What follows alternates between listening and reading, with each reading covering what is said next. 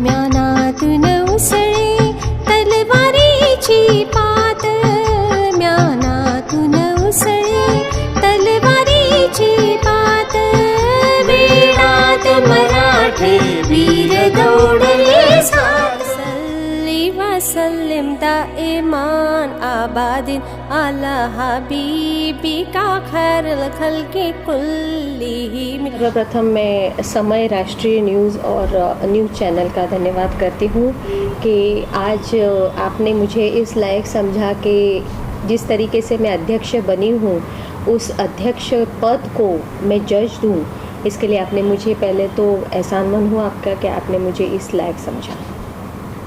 जो नई जिम्मेदारी दी गई है उसे किस तरह से देखती है आप, और कितनी जिम्मेदारी है और कैसे इसे संभालेंगे?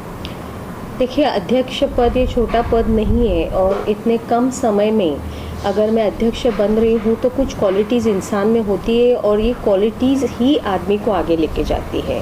और ये क्वालिटीज़ अपने आप को प्रेजेंट करना चाहिए। आप लोग अपने आप को प्रेजेंट करना सीखो, अपनी फीलिंग्स अपनी तरह से जिस तरीके से आप में अंदर कुछ भाव है वो लोगों को एक्सप्रेस करना सीखिए। और वही मैंने कम समय में एक्सप्रेस कर दिया कि हम खाली पार्टी या किसी इसके बंधे हुए नहीं है, हम अपनी तरीके से अलग जो हमें भगवान ने देन दी है वो मैंने यूज़ करते हुए हर सर्वधर्म भाव को कायम रखा है, इसलिए शायद मुझे अध्यक्ष पद मिला है।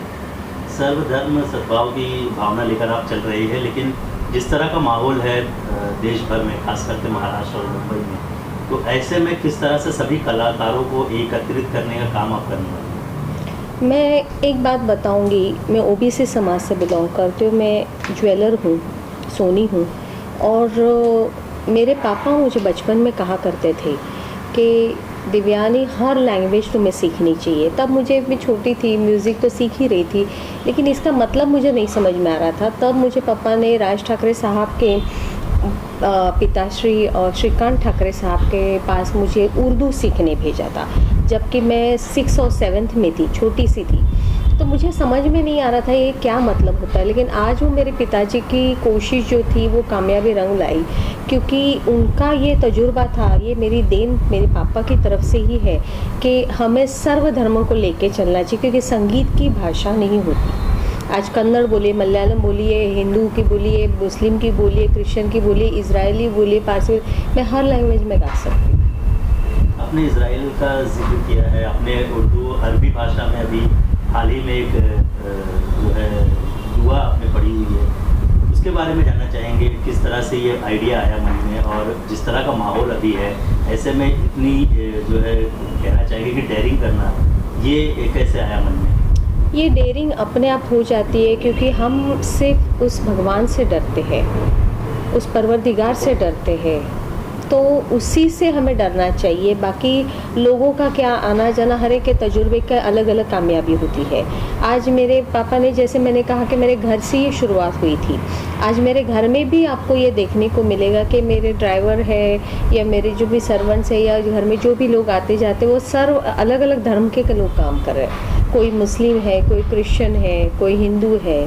तो इस तरीके से मैंने सबको लेकर ही चली और मेरे हर त्योहारों में ये लोग बढ़ा चढ़ा के भाग लेते हैं। साहित्य की जिम्मेदारी आपको दी गई है कला और साहित्य को बचाने की, तो किस तरह से कोई प्लान आपके मन में है कि हाँ आगे आने वाले समय में आप किस तरह से कार्य करने वाली है? और जो साहित्य को खास करके महाराष्ट्र और मुंबई और महाराष्ट्र की बात करें तो यहाँ की जो कला है वो धीरे धीरे लुप्त होती जा रही है, गायब होती जा रही है, तो उसे बचाने के लिए किस तरह से काम किया जाएगा? इसमें पहले तो मेरी पहल यही रहेगी कि मैं बचपन से वासुदेव करके आते थे, सुबह सुबह हम लोग उनके गाने सुनते उठते थे। फिर माँ वो छोटे छोटे गीत गाती थी, वो पुराने ज़माने के मराठी लोगों के वगैरह, तो मुझे वो अभी तक याद है वो चीज़ें। और मेरे पापा बहुत अच्छे सुनने वाले थे कव्वालियाँ, वो कव्वाली के एकदम शौकीन थे मेरे पापा, शेर व शायरी के बहुत शौकीन थे। तो ये सब चीज़ें मेरे में कूट कूट के भरी हुई है। तो ये साहित्य, चित्रपट, कला, संस्कृति, इसका मुझे वारसा हक मेरे पिताजी से मिला हुआ है।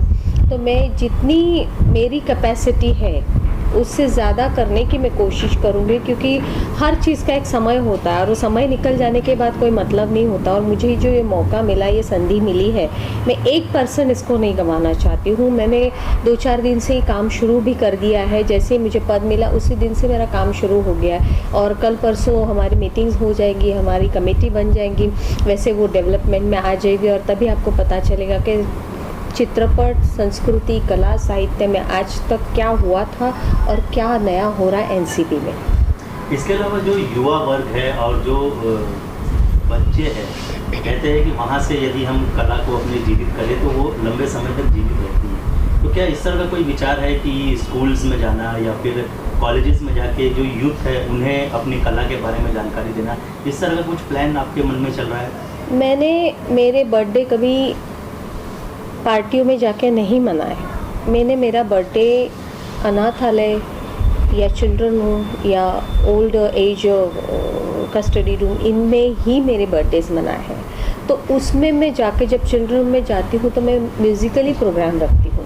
म्यूज़िकली प्रोग्राम का ये मतलब होता है वहाँ 2-4 मैं चीज़ें ढूंढती हूँ कि आर्ट के हिसाब से कोई अच्छा पर्स बनाने वाला होता था, कोई अच्छा गाने वाला, कोई अच्छा डांस करने वाला, तो हर तरीके से मैं उसको इन्वॉल्वमेंट देखती हूँ। तो ये नज़रिया मेरा हमेशा पहले से ही रहा है। ये पद तो अभी मिला है लेकिन मेरा नज़रिया हमेशा कुछ ना कुछ नया ढूंढने का होता था और ये नई चाहत में लोगों को छोटे वर्ग से शुरू कर दी हूँ।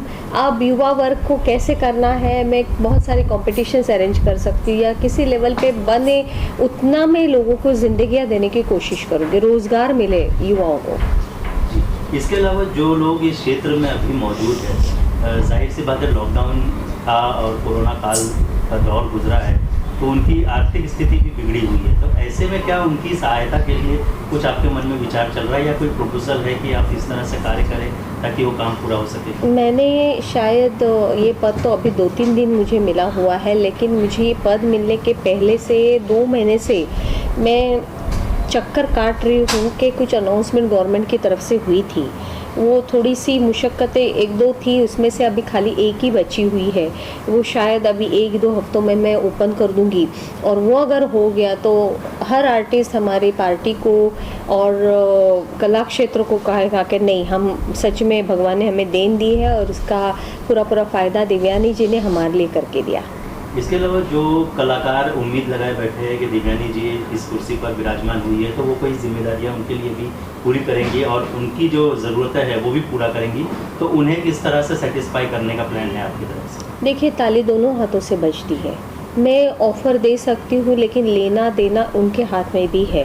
अगर आप किसी जातिवाद में इसमें अटके करके अगर अपना नुकसान, क्योंकि आर्ट के मैंने पहले ही कहा कोई भाषा नहीं होती, तो आप मुझसे जुड़िए, मुझसे संवाद साधिए और मैं अपने लिए आपके लिए आई हूँ, अपने लिए नहीं आई हूँ, आपके लोगों के लिए आई। और मैं चाहती हूँ कि मेरे से जितना बन पड़े, खाली म्यूज़िक ही नहीं, साहित्य भी है उसमें, चित्रपट भी है, कोई एक्टिंग के नाट्य भी है, सब में मैं रिक्वेस्ट करूँगी, हाथ जोड़ के सबसे कहूँगी मुझसे जल्द से जल्द जुड़ने की कोशिश करिए, क्योंकि मैं आप लोगों के लिए भले के लिए ही आई हूँ और मेरा दिल आप लोगों के लिए धड़कता है, क्योंकि मैं खुद आर्टिस्ट हूँ। अगर मैं नहीं होती तो मैं इतनी दिल से नहीं बोलती थी, क्योंकि आर्टिस्ट वही होता है जो दिल से नाजुक होता है। तो वो दिल से नाजुक होके मैं आपको रिक्वेस्ट करती हूँ, सबसे गुजारिश करूँगी कि आप मुझसे जुड़िए, जातिवाद इसमें उसमें ना जाते हुए आप सिर्फ मुझसे जुड़ने की कोशिश कीजिए।